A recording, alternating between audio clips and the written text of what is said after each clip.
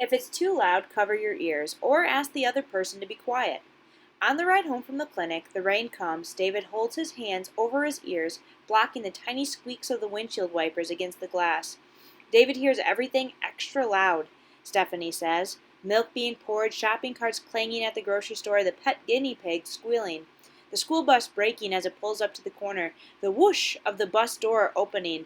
All those things and a million more make David cover his ears, fast as lightning. The last day of school should have been a happy day, but I can't think of it without seeing David at the bus stop, clutching his umbrella, his head tipped way over to his shoulder to cover one ear, his hand covering the other. Ryan Deshawn said he'd steal David's umbrella if he'd let go of it. And David believed him. I told him Ryan was joking, but that made it worse, because David laughed and laughed in that twisted position, and Ryan mimicked David, tipping his own head way over, laughing. I got in trouble with the bus driver because she caught me shoving Ryan. We had to sit in the front seat so that she could keep an eye on us, she said. On the ride to school, I added another rule to David's list. Sometimes people laugh when they like you, but sometimes they laugh to hurt you. I hope David can learn that rule by September, when we have to go back to the bus stop. Maybe the family next door will be moving in when we get home. I watch a heron hunting fish in the low water area under the bridge. His feathers are dark, slick with rain. The mover said 5, but maybe they were wrong. Maybe, Mom said, but our new neighbors might have a long drive, and there's always last-minute things to do when you move. I try to hold my hope down, but it keeps popping up again, until Mom turns to the corner to our street, and I see Ryan Deshawn getting on his bike, an orange newspaper bag slung over his shoulder, his curly black hair looking frizzy from the rain. I let loose one hope, skyward. I hope he gets soaked. David waves out the car window. Hi, Ryan. Don't say hi to him, I tell David. He's not your friend. Catherine, Mom snaps, the reflection from her glasses flashing in the rearview mirror. Don't stop David from talking to people, not after all the work we've done on initiating conversation. Part of me wants to tell her about Ryan, but she'll call his mother or the bus office and make it worse for David next year.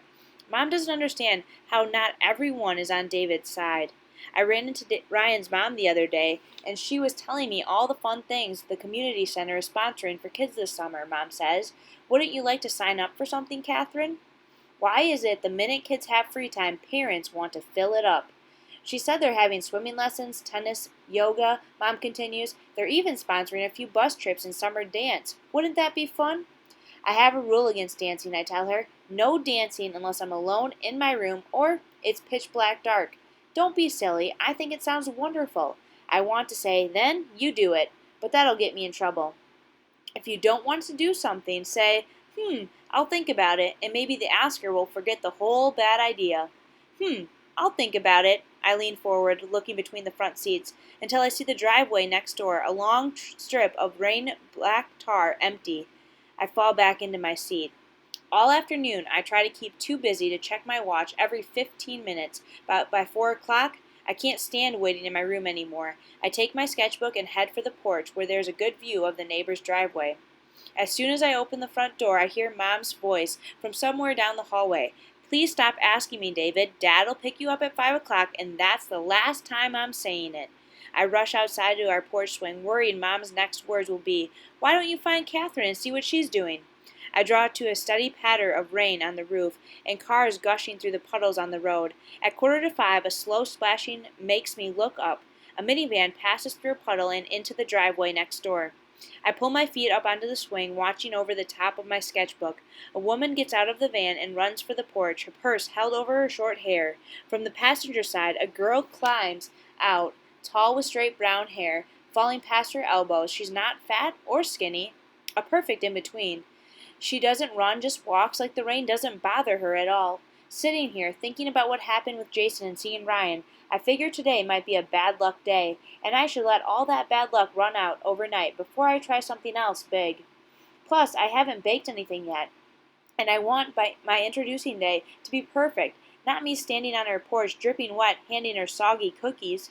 The girl follows her mother inside without once looking over to my house. Our front door opens. Let's go to the video store, David says, holding his umbrella under his arm. He hops out onto the swing with me, squiggling my pencil line. 7 minutes. Sometimes. Dad's late. Dad always has an excuse. Traffic, last-minute customers at the pharmacy who run out of their prescriptions, and can't wait until morning. A salesman stopping by with drug samples. But I think even if things went just right, Dad would still be late. It's part of him, like his brown hair, or his glasses, or his name tag and lab coat. I gave up expecting Dad to be on time years ago, but David thinks everything a person says is the truth. Dad works all the extra hours he can, even on Saturdays, so Mom can afford to work part-time at home. She used to have an office downtown, but David got kicked out of daycare, so now she runs her preparation business from our spare bedroom. The good part of having Mom home is she is around to talk to and can take me places, but the bad part is David has to come wherever we go, and sometimes I have to babysit while she meets with clients or makes phone calls. She says it doesn't sound professional when she has to put her hand over the phone and yell, "David, put those pants back on." David checks his watch. 6 minutes and 33 seconds. In exactly 6 minutes and 33 seconds, there's going to be a scene. I know it as sure as I know the window next door is open, and David's scream will travel from my porch across our yard and through that open window. A red sports car zooms by on the road, puddles spraying our fence. "Let's count cars," I suggest. "There's one." He glances up. It's not easy to sidetrack David, especially when it involves the video store, but he does like to count cars. A truck rolls by. "Two," raising his arm. David holds it out so that he can see both the road and his watch. In 5 minutes and 6 seconds. Well, maybe 5 minutes. 3 cars in 4 minutes, 58 seconds. I give up. We count cars. 4, 5, 6, and he counts minutes. 2, 3, 1. Remember the rule. I flip to the back of my sketchbook and show him. Late doesn't mean not coming. Our new neighbor's front door opens. 10, 9, David shouts the seconds like an announcer at a rocket launch. The girl steps onto her porch. 8, 7, I scramble to cover his mouth, but David jumps off the porch swing. A car's coming. Please let it be Dad. 6, 5, David yells, and the girl next door glances our way. 4, 3, 2, 1. I peek over, but the girl isn't glancing now. She's staring at us.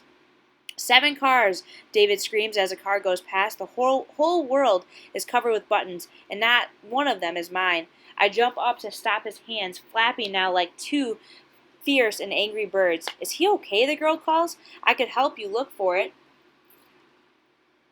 "Look for it? Do you need help finding his buttons?" she asks. "Oh, no, thanks." I struggle to hold David down. The truth is, I wouldn't know where to begin explaining, especially hollering from my porch to hers. Talking to David can be like a treasure hunt. You have to look underneath the words to figure out what he's trying to say. It helps if you know his conversation rules. Don't use 2 words when one will do. If you don't have the words you need, borrow someone else's. If you need to borrow words, Arnold LaBelle wrote some good ones. That button line comes from a story in one of David's favorite books, Arnold LaBelle's Frog and Toad Are Friends. In the story, Toad keeps finding buttons, big ones, little ones, square ones, but none of the buttons he finds is the right button, like none of the passing cars is Dad's.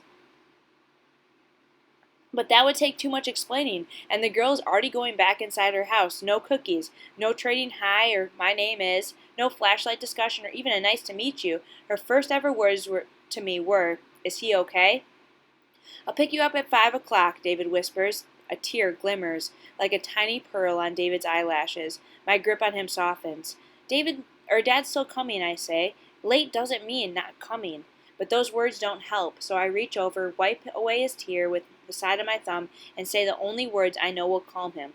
"Frog, you are looking quite green." David sniffles. "But I always look green," said Frog. "I am a frog." I pause, pretending I don't remember what comes next, though I can do the entire book, word for word, by heart. "Today you look very green, even for a frog," said Toad. David looks at me. I nod. "Even for a frog." David and I sit on the swing until Dad pulls into the driveway. "Ready to go, sport?" he calls, though David is already running down the steps, headed for the car. I watch David trying to get into the car without closing on his umbrella. "I'm sorry I'm late," Dad waves to me. "Mrs. Jeslyn came in the last minute and needed her heart pills. Want to come, Catherine?" "No, thanks." I check my watch. 5:42.